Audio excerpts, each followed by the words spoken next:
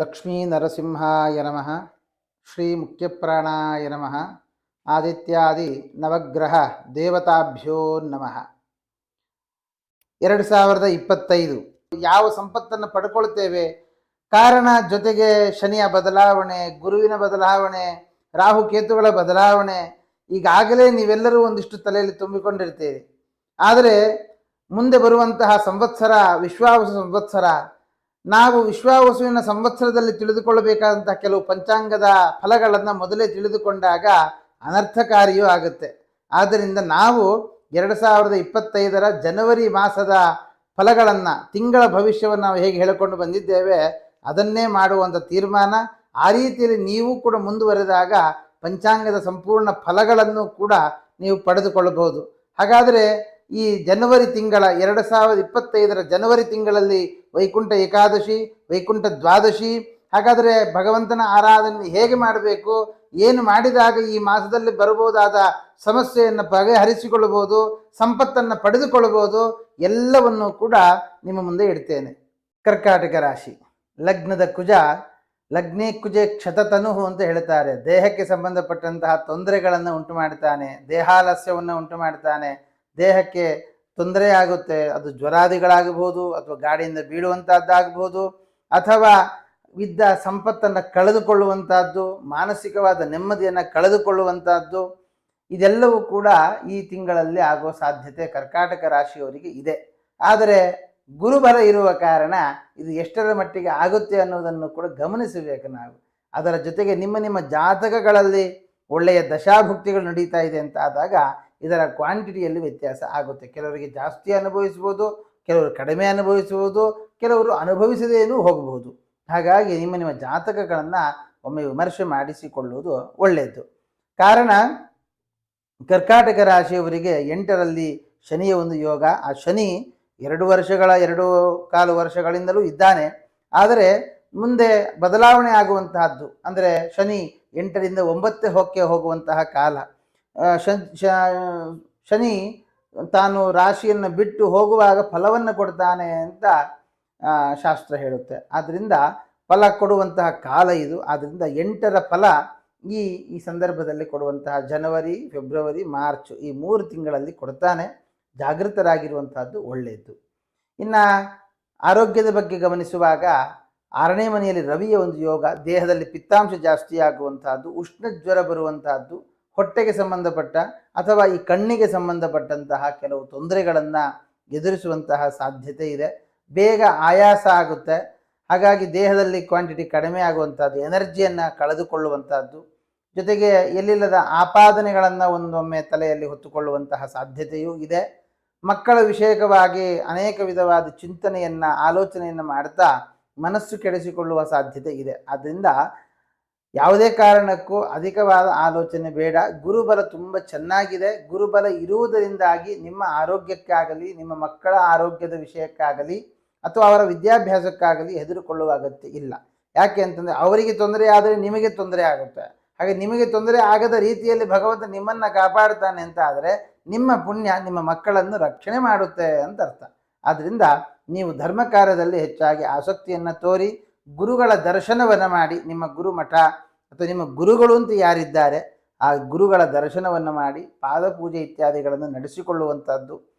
ಹಾಗಾಗಿ ಶಂಕರಾಚಾರ್ಯ ಪಂಥದವರು ಶೃಂಗೇರಿಯ ದರ್ಶನ ಮಾಡಿ, ಅಥವಾ ಆ ಮಧ್ವಾಚಾರ್ಯ ಪಂಥದವರು ಪಾಜಕದಲ್ಲಿ ಹೋಗಿ ದರ್ಶನವನ್ನು ಮಾಡಿ, ರಾಮಾನುಜ ಪಂಥೀಯರು ರಾಮಾನುಜರ ಒಂದು ಸ್ಥಾನಕ್ಕೆ ಹೋಗಿ ಅಲ್ಲಿ ಗುರುಗಳ ದರ್ಶನ ಇತ್ಯಾದಿಗಳನ್ನು ಮಾಡಿಕೊಳ್ಳಿ.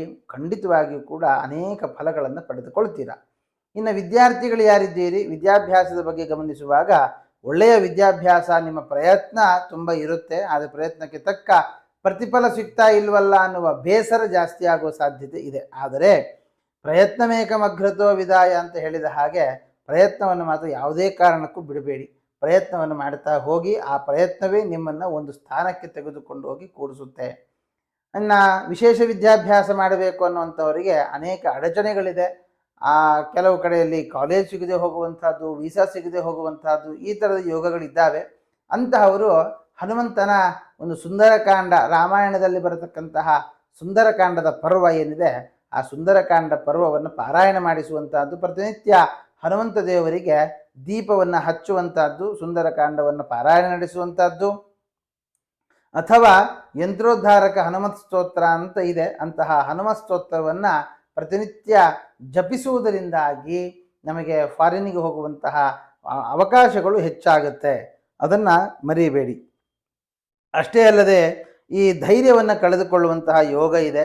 ಧೈರ್ಯವನ್ನು ಕಳೆದುಕೊಳ್ಳುವಂತಹದ್ದು, ನಮ್ಮ ಸಹಾಯಕರು ನಮ್ಮನ್ನು ಬಿಟ್ಟು ಹೋಗುವಂತಹದ್ದು, ಇದರಿಂದ ಕೆಲವು ಸಮಸ್ಯೆಗಳನ್ನು ಎದುರಿಸಬೇಕಾಗತ್ತೆ. ಆದ್ದರಿಂದ ನಿಮ್ಮ ಸಹಾಯಕರ ಜೊತೆಯಲ್ಲಿ, ನಿಮ್ಮ ಆತ್ಮೀಯರ ಜೊತೆಯಲ್ಲಿ ಮಾತನಾಡುವಾಗ ಮಾತಿನಲ್ಲಿ ಒಂದು ಸ್ವಲ್ಪ ಹಿಡಿತ ಇರಲಿ.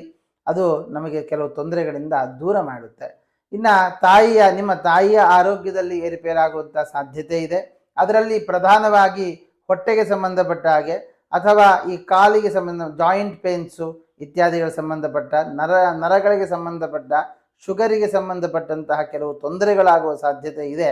ಅದರ ಕಡೆ ಗಮನ ಹರಿಸುವಂತಹದ್ದು, ತಕ್ಷಣ ವೈದ್ಯರನ್ನು ಭೇಟಿ ಮಾಡಿ ತಕ್ಕ ಒಂದು ಚಿಕಿತ್ಸೆಯನ್ನು ಕೊಡಿಸುವಂತಹದ್ದು ಒಳ್ಳೆಯದು. ಅದಕ್ಕಿಂತಲೂ ಹೆಚ್ಚಾಗಿ ಜೊತೆಯಲ್ಲೇ ಇದ್ದು ಅವರನ್ನು ನೋಡಿಕೊಳ್ಳುವಂತಹದ್ದು ತುಂಬ ಅಗತ್ಯ ಇದೆ. ಇನ್ನು ಕರ್ಕಾಟಕ ರಾಶಿಯಿಂದ ನೋಡುವಾಗ ಸಂತಾನಾಕಾಂಕ್ಷಿಗಳಿಗೆ ಸಂತಾನದ ಯೋಗವನ್ನು ಹೇಳಬಹುದು. ಒಳ್ಳೆಯ ಸಂತಾನದ ಯೋಗ ಇದೆ. ಅದರ ಜೊತೆಗೆ ಈ ಕೆಲವು ನಪುಂಸಕ ಗ್ರಹನ ಒಂದು ಯೋಗ ಇರುವುದರಿಂದ ಕೆಲವು ಮೆಡಿಸಿನ್ಗಳು ಕೂಡ ಅಗತ್ಯ ಇದೆ. ಮೆಡಿಸಿನ್ಗಳ ಸೇವನೆಯಿಂದಾಗಿ ಇನ್ನೊಂದಿಷ್ಟು ಅನುಕೂಲಗಳು ಜಾಸ್ತಿ ಆಗುತ್ತೆ. ಇನ್ನು ಈ ಮದುವೆ ಆಗದೇ ಇರತಕ್ಕಂತಹ ವ್ಯಕ್ತಿಗಳಿಗೆ ಒಳ್ಳೆಯ ಮದುವೆಯ ಕಾಲ. ಚಂದ್ರ 7ನೇ ಮನೆಯಲ್ಲಿ ಬರುವುದು. ಆದರೆ ಇಷ್ಟಪಡ್ತಾ ಇರುವಂತಹ ವ್ಯಕ್ತಿಗಳಿಗಾಗುವಾಗ ಬಿಟ್ಟು ಹೋಗುವಂತಹ ಸಾಧ್ಯತೆ ಇದೆ. ಭೃಗುಪುತ್ರಿ ಅಷ್ಟಮೇ ಪ್ರಾಪ್ತೆ ವಿಯೋಗ ಪ್ರಿಯಯೋಷಿತ ಅಂತ ಹೇಳುವಂತಹ ಲಕ್ಷಣದ ಪ್ರಕಾರ ಇಷ್ಟಪಟ್ಟ ಹುಡುಗಿಯರನ್ನು ಅಥವಾ ಇಷ್ಟಪಟ್ಟ ಹುಡುಗನನ್ನು ಅವರ ಮಧ್ಯದಲ್ಲಿ ಗಲಾಟೆ ಆದ ಮುಖಾಂತರ ದೂರ ಮಾಡಿಕೊಳ್ಳುವಂತಹ ಯೋಗವು ಕೂಡ ಕಂಡು ಬರ್ತಾ ಇದೆ. ಹಾಗಾಗಿ ಇಬ್ಬರ ಮಧ್ಯದಲ್ಲಿ ಏನಾದರೂ ವಿಯೋಗ ಅಥವಾ ಗಲಾಟೆ ಆಗ್ತಾ ಇದೆ, ನನಗೆ ಮತ್ತೆ ಅವ್ರ ಜೊತೆಯಲ್ಲಿ ಇರಬೇಕು ಅನ್ನುವಂಥ ಯೋಚನೆ ಏನಾದರೂ ಇತ್ತು ಅಂತ ಆದರೆ ಲಕ್ಷ್ಮೀ ಹೃದಯದ ಪಾರಾಯಣ, ಲಕ್ಷ್ಮೀ ಹೃದಯ ನಾರಾಯಣ ಹೃದಯ ಸಂಪುಟೀಕರಣ ರೀತಿಯ ಒಂದು ಪಾರಾಯಣವನ್ನು ನಡೆಸುವಂತಹದ್ದು, ಅದು ನಿಮ್ಮ ಎಲ್ಲ ಥರದ ವೈವಾಹಿಕ ಜೀವನ ಅಥವಾ ಸಂತಸವಾದ ಜೀವನವನ್ನು ನಡೆಸುವುದಕ್ಕೆ ಕಾರಣ ಆಗುತ್ತೆ. ಆದರೆ ಕರ್ಮಕಾರಕನಾದ ಶನಿಯೂ ಕೂಡ 8ನೇ ಮನೆಯಲ್ಲಿರೋದ್ರಿಂದ ಕೆಲಸದಲ್ಲಿ ನಿಮ್ಮ ಜೊತೆಯಲ್ಲಿರ್ತಕ್ಕಂಥ ಸ್ತ್ರೀಯಿಂದಲೇ ತೊಂದರೆಯಾಗಿ ಆ ಕೆಲಸವನ್ನು ಬಿಡಬೇಕಾದ ಪ್ರಸಂಗ ಬರುವ ಸಾಧ್ಯತೆ ಇದೆ. ಅಥವಾ ಆ ಕೆಲಸದ ವಿಷಯದಲ್ಲಿ ತೊಂದರೆಗಳನ್ನು ಎದುರಿಸಬೇಕಾಗುತ್ತೆ.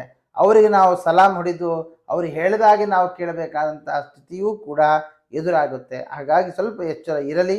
ಯಾರಿಗೆ ಎಷ್ಟು ಸಲಿಗೆಯನ್ನು ಕೊಡಬೇಕೋ ಅಷ್ಟೇ ಸಲಿಗೆ ಕೊಡಿ. ಅದು ನಿಮ್ಮ ಕೆಲಸಕ್ಕೆ ಒಳಿತನ್ನು ಉಂಟು ಮಾಡುತ್ತೆ. ಅಷ್ಟೇ ಅಲ್ಲದೆ ಭಾಗ್ಯಸ್ಥಾನಾಧಿಪತಿಯಾದ ಗುರು ಲಾಭದಲ್ಲಿ ಬರುವಂಥದ್ದು ಒಳ್ಳೆಯದೇ. ಆದರೆ 9ರಲ್ಲಿ ರಾಹುವಿನ ಯೋಗ ಇರುವುದರಿಂದ ತಂದೆಯ ಆರೋಗ್ಯದಲ್ಲಿ, ಅದರಲ್ಲೂ ಶ್ವಾಸಕೋಶಕ್ಕೆ ಸಂಬಂಧಪಟ್ಟ ಅಥವಾ ಕಫಕ್ಕೆ ಸಂಬಂಧಪಟ್ಟಂತಹ ಕೆಲವು ತೊಂದರೆಗಳು ತಂದೆಯವರಿಗೆ ಆಗುವಂತಹದ್ದು. ಇನ್ನು ಅಷ್ಟೇ ಅಲ್ಲದೆ ಕರ್ಕಾಟಕ ರಾಶಿಯವರು ಯಾರು ಸೀನಿಯರ್ ಸಿಟಿಸನ್ಸ್ ಯಾರಿದ್ದೀರಿ, ವಯಸ್ಸಾದವರು ಯಾರಿದ್ದೀರಿ ಅಂಥವ್ರು ತುಂಬ ಗಮನ ಹರಿಸುವಂಥದ್ದು.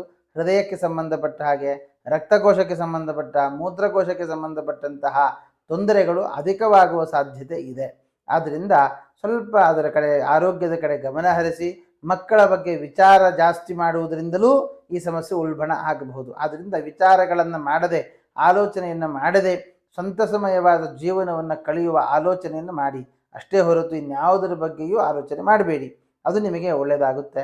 ಇನ್ನು ಕೆಲಸ, ಈ ಕರ್ಕಾಟಕ ರಾಶಿಯವರಿಗೆ ಕೆಲಸ ಇಲ್ಲದವರಿಗೆ ಕೆಲಸ ಸಿಗುತ್ತಾ ಅಂತ ವಿಚಾರ ಮಾಡುವಾಗ ಸ್ವಲ್ಪ ತಡವಾಗುತ್ತೆ. ಕೆಲಸ ಸಿಗುವಂಥ ಯೋಗ ಸ್ವಲ್ಪ ಕಷ್ಟ ಇದೆ. ಶನಿಯ ದೃಷ್ಟಿ ಮತ್ತು ಕರ್ಮಾಧಿಪತಿ ನೀಚದಲ್ಲಿ ಬರುವಂತಹದ್ದು, ಅದರ ಜೊತೆಗೆ ಲಗ್ನಾಧಿಪತಿಗೆ ಬಲ ಇದ್ದರೂ ಕೂಡ ಅತ್ಯಂತ ಬಲಿಷ್ಠನಾಗಿ ಇಲ್ಲದೇ ಇರುವುದು ಕೂಡ ನಮಗೆ ದೋಷವಾಗುತ್ತೆ. ಮತ್ತು ಕೆಲಸ ಹುಡುಕುವ ವ್ಯಕ್ತಿಗಳಿಗೆ ಒಂದು ನಾನು ಹೇಳುವಂತಹದ್ದು, ಅಲ್ಲಿ ಜರಾಂಗನಾಸು ನಿರತಃ ಅಂತ ಹೇಳುವಂತಹ ಫಲವನ್ನು ಚಂದ ತೋರಿಸಿಕೊಡ್ತಾ ಇದ್ದಾನೆ. ಅಂದರೆ ನಮಗೆ ಯಾವುದು ಕೆಲಸ ಸೂಟ್ ಆಗುತ್ತೋ ಅದನ್ನು ಬಿಟ್ಟು ಬೇರೆ ಕೆಲಸಗಳ ಕಡೆ ನಾವು ಗಮನ ಹರಿಸ್ತಾ ಇದ್ದೇವೆ. ನಮಗೆ ಅವರು ಇಂಜಿನಿಯರ್ ಮಾಡಿದ್ದಾರೆ, ಅವರು ಸಾಫ್ಟ್ವೇರ್ ಆ ಕಂಪನಿಯಲ್ಲಿದ್ದಾರೆ, ಈ ಕಂಪನಿಯಲ್ಲಿದ್ದಾರೆ, ನಾನು ಅದೇ ಕಂಪನಿಗೆ ಹೋಗಬೇಕು ಅನ್ನುವಂತಹ ಆಲೋಚನೆಯನ್ನು, ಅದೇ ಅಷ್ಟು ದೊಡ್ಡ ಕಂಪನಿಗೆ ಹೋಗಬೇಕು ಅಂತ ಆಲೋಚನೆಯಲ್ಲಿ ನಮ್ಮ ಕೆಪಾಸಿಟಿ ಏನು, ನಾವು ಎಲ್ಲಿ ಒಳ್ಳೆ ರೀತಿಯಲ್ಲಿ ಕೆಲಸ ಮಾಡಬಹುದು, ನಮಗಿರ್ತಕ್ಕಂತಹ ಡಿಗ್ರಿಗಳಿಗೆ ಯಾವ ಕಂಪನಿಯಲ್ಲಿ ಕೆಲಸ ಸಿಗುತ್ತೆ ಅನ್ನೋ ರಿಯಾಲಿಟಿಯನ್ನು ಕೂಡ ನೀವು ಅರ್ಥ ಮಾಡಿಕೊಂಡ್ರೆ ಬೇಗ ಕೆಲಸ ಸಿಗುತ್ತೆ. ಅದನ್ನು ನೀವು ಮಾಡಿ, ಖಂಡಿತ ಒಳ್ಳೆಯದಾಗುತ್ತೆ. ಇನ್ನು ಲಾಭದಲ್ಲಿ ಗುರುವಿನ ಯೋಗ, ಲಾಭಾಧಿಪತಿ ಅಷ್ಟಮದಲ್ಲಿದ್ದಾನೆ. ಒಂದಿಷ್ಟು ನಿಮ್ಮತನವನ್ನು ತೋರಿಸಿಕೊಳ್ಳೋದಕ್ಕೋಸ್ಕರ ಅಥವಾ ಬೇರೆಯವರಿಗೆ ಒಳಿತು ಮಾಡಬೇಕು ಅನ್ನೋ ದೃಷ್ಟಿಯಿಂದಲೂ ಕೂಡ ನೀವು ಅವರಿಗೆ ಒಳ್ಳೆಯದೇ ಮಾಡೋಕ್ಕೆ ಹೋಗ್ತೀರಿ, ಆದರೆ ನಿಮ್ಮನ್ನು ಅವರು ಉಪಯೋಗಿಸಿಕೊಂಡು ಒಂದಿಷ್ಟು ಹಣ ನಿಮಗೆ ಖರ್ಚಾಗುವ ಸಾಧ್ಯತೆ ಇದೆ. ಆದ್ದರಿಂದ ನೀವು ಯಾರಿಗೆ ಸಹಾಯ ಮಾಡಬೇಕಾದರೂ ಕೂಡ ಎಚ್ಚರಿಕೆ ಇರಲಿ. ಅವರು ನಿಜವಾಗಿಯೂ ಸಹಾಯ ತೆಗೊಳ್ತಾ ಇದ್ದಾರಾ ಅಥವಾ ನಮ್ಮಿಂದ ದುಡ್ಡನ್ನು ಲೂಟಿ ಮಾಡ್ತಾ ಇದ್ದಾರಾ ಅನ್ನುವಂತಹ ಒಂದು ಎಚ್ಚರಿಕೆಯಿಂದ ನೀವು ಅವರಿಗೆ ಸಹಾಯ ಮಾಡುವ ಮನಸ್ಸನ್ನು ಮಾಡಿ. ಇಲ್ಲ ಅಂತ ಆದರೆ ನಿಮ್ಮ ಹಣ ವ್ಯರ್ಥ ಪ್ರಲಾಪ ಆಗಿಬಿಡುತ್ತೆ, ಕೆಟ್ಟವರಿಗೆ ಸಹಾಯ ಮಾಡಿದ ಹಾಗೆ ಆಗುತ್ತೆ. ಇನ್ನು 12ರಲ್ಲಿ ಪಾಪಗ್ರಹರ ದೃಷ್ಟಿ 12ನೇ ಮನೆಯ ಬುಧ ಪಂಚಮದಲ್ಲಿರುವುದರಿಂದಾಗಿ ದುಷ್ಟವ್ಯಯ, ನಮಗೆ ವ್ಯಯ ಆಗುವಂಥದ್ದು ಕೂಡ ಕೆಟ್ಟ ಕೆಲಸಗಳಿಗೆ ವ್ಯಯ ಆಗುತ್ತೆ. ಅದರಿಂದ ಆವಾಗ ನಾನು ತಿಳಿಸಿದ ಹಾಗೆ ಯಾರಿಗೆ ಸಹಾಯ ಮಾಡಬೇಕು ಯಾರಿಗೆ ಮಾಡಬಾರ್ದು ಅನ್ನೋ ಎಚ್ಚರಿಕೆ ಇರಲಿ. ಒಟ್ಟಾರೆ ಈ ಕರ್ಕಾಟಕ ರಾಶಿಯವರಿಗೆ ಶನಿಯ ಬದಲಾವಣೆ ಮತ್ತು ಶುಕ್ರ ಅಷ್ಟಮದಲ್ಲಿ ಬರುವುದು ಮತ್ತು ರವಿ 6ನೇ ಮನೆಯಲ್ಲಿ ಬಂದದ್ದರಿಂದ ಆರೋಗ್ಯದಲ್ಲಿ ಹಣಕಾಸಿನ ವಿಷಯದಲ್ಲಿ ಕೆಲವೊಂದಿಷ್ಟು ತೊಂದರೆಗಳಾಗುವ ಸಾಧ್ಯತೆ ಇದೆ. ಆದ್ದರಿಂದ ನೀವು ದೇವಿಯ ಒಂದು ವಿಶೇಷವಾದ ಪ್ರಾರ್ಥನೆಯನ್ನು, ಜೊತೆಗೆ ಈ ನಾನು ಆಗಲೇ ತಿಳಿಸಿದ್ದೇನೆ ವಿಷ್ಣು ಸಹಸ್ರನಾಮಾದಿಗಳನ್ನು ಜಪಿಸುವಂಥದ್ದು, ಅದರ ಜೊತೆಗೆ ಆಂಜನೇಯನಿಗೆ ಮುಖ್ಯ ಪ್ರಾಣದೇವರ ದರ್ಶನ, ಮುಖ್ಯ ಪ್ರಾಣದೇವರಿಗೆ ಒಂದು ಅಭಿಷೇಕಾದಿಗಳನ್ನು ಈ ಮಾಸದಲ್ಲಿ ಮಾಡಿಸುವುದರಿಂದ ಅಥವಾ ಮುದ್ಗಾನ್ನವನ್ನು ನಿವೇದನೆ ಮಾಡುವುದರಿಂದಲೂ ಕೂಡ ಅನೇಕ ಸಮಸ್ಯೆಗಳನ್ನು ಈ ಮಾಸದಲ್ಲಿ ದೂರ ಮಾಡಿಕೊಳ್ಳಬಹುದು. ಸುಖವಾದ ಸಂತೋಷಮಯವಾದ ಜೀವನವನ್ನು ತಾವು ನಡೆಸಬಹುದು ಅಂತ ಹೇಳ್ತಾ ಶ್ರೀಕೃಷ್ಣಾರ್ಪಣಮಸ್ತು.